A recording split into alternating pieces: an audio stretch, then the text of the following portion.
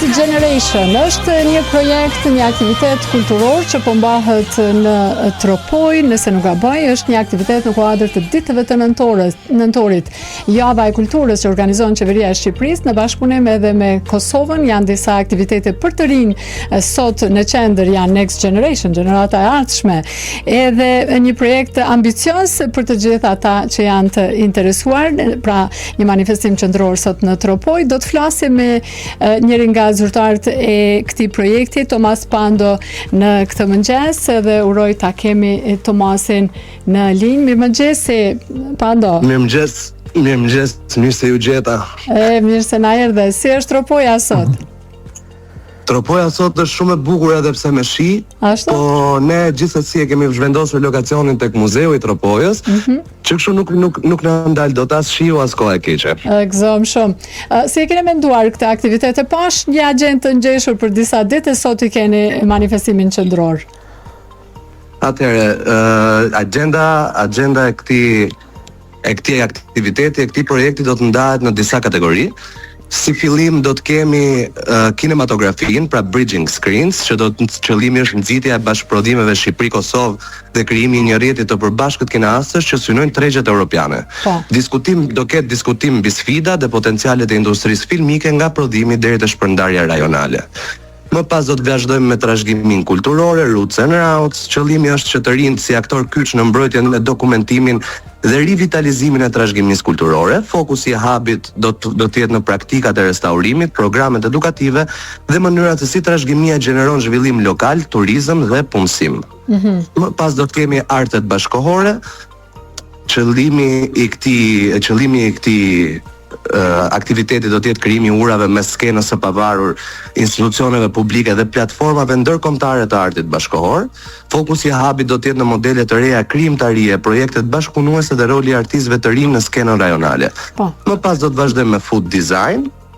Qëllimi do të jetë sjell identitetin lokal përmes një eksperiencë shijeje që bashkon traditën me kreativitetin gastronomik, dhe fokusi i këtij hubi do të jetë në shije autentike dhe storytelling të produkteve.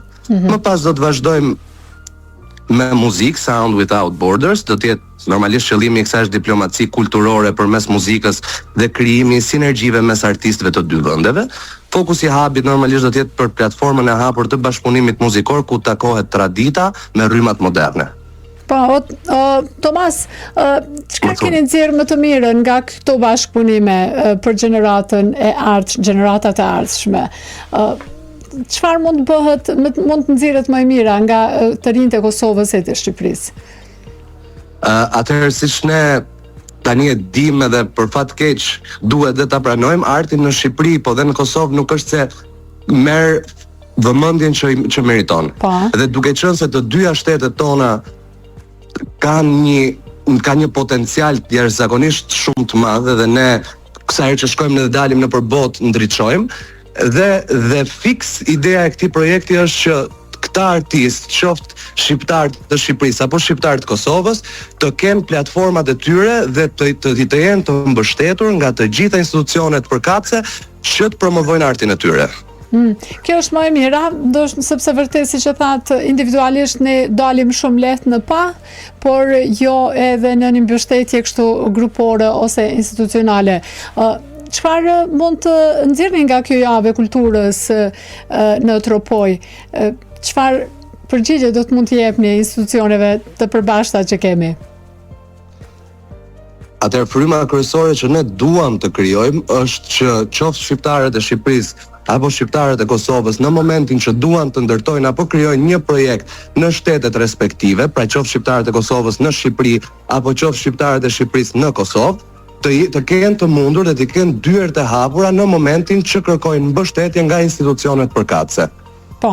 Është një sfidë e madhe për secilin që ka këto projekte, që ideon ose dizajnon në fushën e artit, dhe me çka përballet i riu shqiptar sot që merret me këtë veprimtari?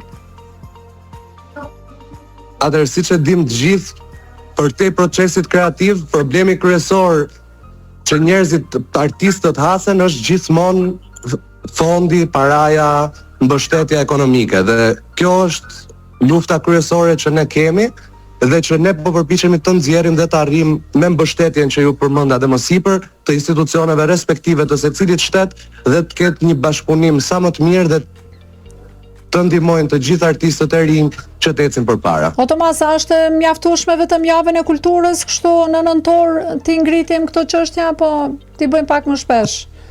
Nuk është, sigurisht që s'është e mjaftueshme, por duhet nisim nga diku. Dhe tani nisim nga këtu dhe pastaj vazhdojmë të hapim një herë rrugën, të hapim dyert, pastaj besoj që njerëzit do vazhdojnë të ecin përpara vet.